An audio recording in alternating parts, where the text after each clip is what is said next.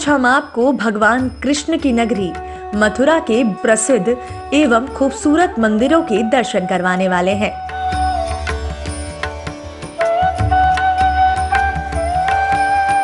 मथुरा को भगवान कृष्ण के निवास के रूप में जाना जाता है, जहां उन्होंने अपना बचपन, किशोरावस्था और अपने वयस्कता का कुछ हिस्सा भी बताया। ब्रजभूमि के रूप में प्रसिद्ध मथुरा भारत के पवित्र स्थानों में से एक है, जहां कई हिंदू मंदिरों की उपस्थिति का उल्लेख किया जाता है। यमुना नदी के तट पर स्थित मथुरा अपने इतिहास, पुरालेख, धर्म, पुरातत्व, प्रतिमा, मुद्रा शास्त्र, कला और मूर्ति कला के लिए जाना जाता है। मथुरा आगरा के पास है और लोग बहुत मिलनसार और आसान है और पर्यटकों की यथासंभव मदद के लिए हमेशा तैयार रहते हैं। मथुरा की मुख्य भाषाएं ब्रज भाषा और हिंदी है। मथुरा न केवल हिंदू धर्म का एक प्रसिद्ध केंद्र है, बल्कि यहाँ इस्लाम को भी मनाया जाता है। मथुरा में इतने सारे धार्मिक स्थल होने का कारण ये है कि यहाँ कभी श्री कृष्ण का घर हुआ करता था। कृष्ण जी को भगवान विष्णु का अवतार माना जाता है। मथुरा इतिहास में भी एक प्रमुख भूमिका निभाता है। मथुरा न केवल कई हिंदू मंदिरों का घर है, बल्कि एक पसंदीदा गंतव्य भी है।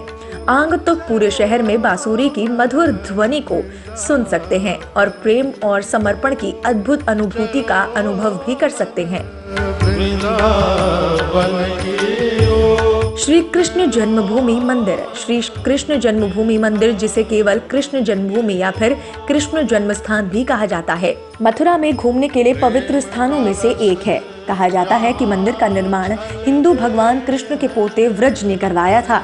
हिंदू पौराणिक कथाओं के अनुसार मथुरा को भगवान कृष्ण का जन्म स्थान कहा जाता है और स्थानीय लोगों का मानना है कि मंदिर 5000 साल पहले बनवाया गया था। पौराणिक यादव राजा को इसके निर्माण का श्रेय दिया जाता है, लेकिन बाद में औरंगजेब द्वारा नष्ट कर दिया गया था। अगला मंदिर केवल 1965 में एक लंबे राजनीतिक विवाद के बाद बनाया गया था, जो अभी भी चल रहा है। ये चौथा मंदिर है जिसे आप आज देखते हैं, लेकिन इस जगह का ऐतिहासिक केंद्र अपरिवर्तित है। आप अभी भी प्राचीन जेल की कोठरी को देख सकते हैं, जहां ये माना जाता है कि श्री कृष्ण का जन्म एक अंधेरी, तूफानी और बरसात की रात में हुआ था। द्वारिकाधीश मंदिर।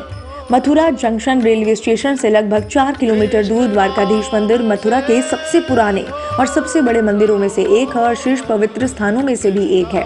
ये यमुना नदी के तट के पास विश्राम घाट के करीब स्थित है और मथुरा में सबसे अधिक देखे जाने वाली जगहों में से भी एक है। मंदिर का प्रमुख आकर्षण भगवान द्वारकाधीश है, जो भगवान कृष्ण का दूसरा रूप है। ये मंदिर जगत मंदिर या फिर निजा मंदिर जैसे अन्य नामों से भी प्रसिद्ध है। मंदिर का निर्माण सेठ गोकुलदास पारीख ने किया था, जो भगवान कृष्ण के बहुत बड़े भक्त थे और उन्होंने देवता की स्मृति में मंदिर बनवाया था। ये अपनी खूबसूरती, वास्तुकला, नक्काशी और पेंटिंग के लिए जाना जाता है।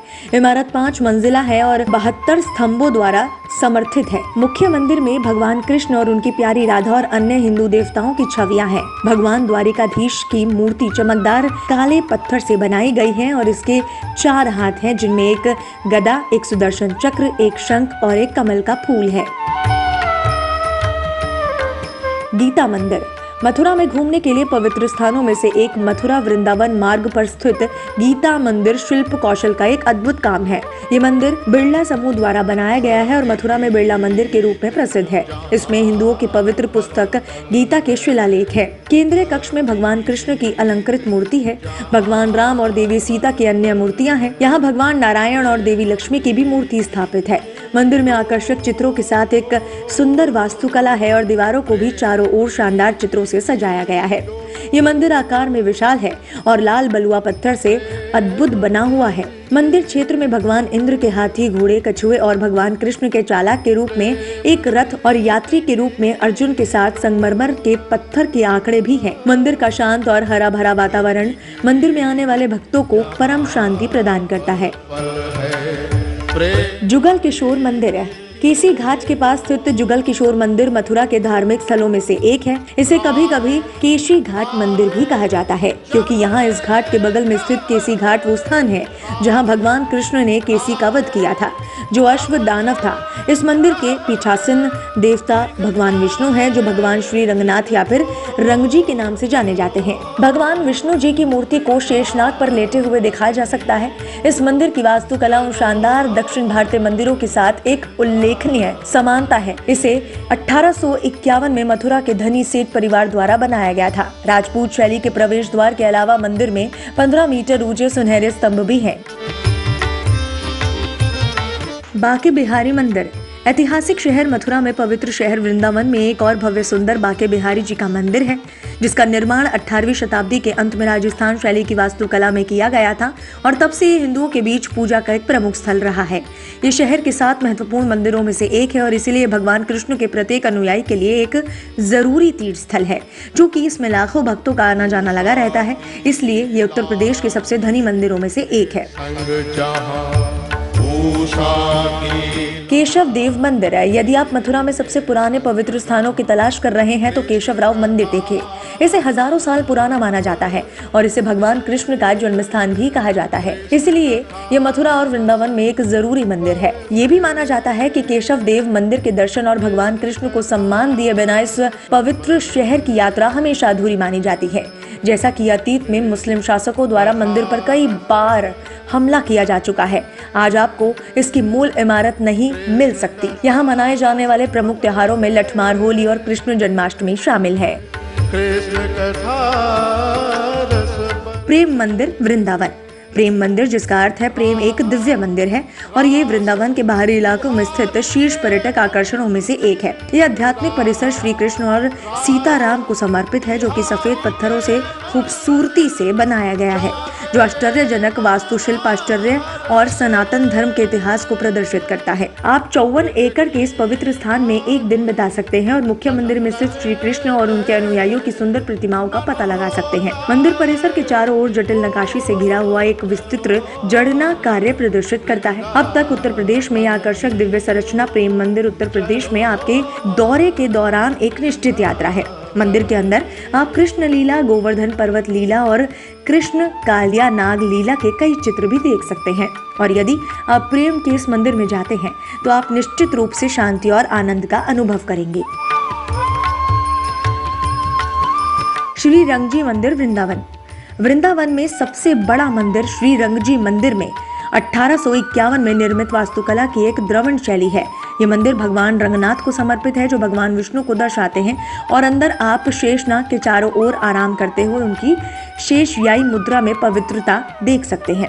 इसके अलावा आप वृंदावन के इस पवित्र मंदिर में भगवान राम, भगवान लक्ष्मण और देवी सीता के साथ साथ भगवान नरसिंह, भगवान वेणुगोपाल और भगवान रामानुजाचार्य की पूजा कर सकते हैं। यदि आप एक गैर हिंदू आगंतुक है तो दोष ये है कि आपको केवल आंगन तक प्रवेश करने की अनुमति है और गैर भारतीय केवल पहले 2 द्वार तक ही प्रवेश कर सकते हैं। श्री रंगजी मंदिर की संरचना श्री रंगम के मंदिर श्री रंगनाथ स्वामी मंदिर पर आधारित है। द्रविड़ शैली के साथ साथ वास्तुकला की दक्षिण और उत्तर शास्त्रीय शैली का एक दुर्लभ मिश्रण भी देखा जा सकता है। गर्भगृह के चारों ओर जयपुर शैली के 2 पत्थरों के द्वार और 5 आयताकार बाड़ों के साथ ये आगंतुकों को एक विविध अपील प्रदान करता है। श्री राधा वल्लभ मंदिर वृंदावन। ये श्रद्धेय मंदिर, जिसकी स्थापना आज से लगभग 450 साल पहले हुई थी, यात्रा करने के लिए एक महान जगह है और ये वृंदावन और राजस्थान के लोगों के लिए महत्व रखता है। जैसे कि इतिहास के पन्ने मंदिर की कहानी को दर्शाते हैं, जिसे औरंगजेब द्वारा मुगल सम्राट के शासन के दौरान नष्ट कर दिया गया था। मंदिर को बाद में राजस्थान में स्थानांतरित कर दिया गया था। हालांकि वर्तमान में प्रसिद्ध मंदिर वृंदावन में है, जहां अन्य सभी मंदिरों की तरह ये आध्यात्मिक और भक्ति गीतों के साथ मंदिर की परंपरा और अनुष्ठान का पालन करता है। मंदिर को श्री राधा वल्लभ लाल के गोस्वामी द्वारा तराशा गया था और मथुरा वृंदावन की यात्रा करते समय श्री राधा वल्लभ मंदिर का एक पड़ाव आपकी यात्रा सूची में जरूर होना चाहिए। निधिवन मंदिर वृंदावन। संभवत वृंदावन में घूमने के लिए सबसे अच्छी जगहों में से एक है। निधिवन मंदिर तीर्थयात्रियों और प्रकृति प्रेमियों दोनों के लिए एक खजाना है। मुख्य रूप से पेड़ों से घिरा हुआ, जहां शाखाएं या तो अन्य पेड़ों से उलझी हुई हैं या फिर नीचे की ओर है। स्थानीय लोग उन्हें गोपियां, कृष्ण जी की रानियां मानते हैं। ये भी कहा जाता है कि जैसे ही सूरज डूबता है, किसी को भी वापस रहने की वहां पर अनुमति नहीं होती, क्योंकि कृष्ण और राधा गोपियों के साथ निधिवन के बीच रास लीला करते हैं। वृंदावन के इस धार्मिक स्थान पर शाम को जाना मना है, क्योंकि ऐसा माना जाता है कि जो कोई सूर्य अस्त के बाद जंगल में प्रवेश करता है, वो या तो अंधा या फिर बहरा या फिर गूंगा हो जाता है।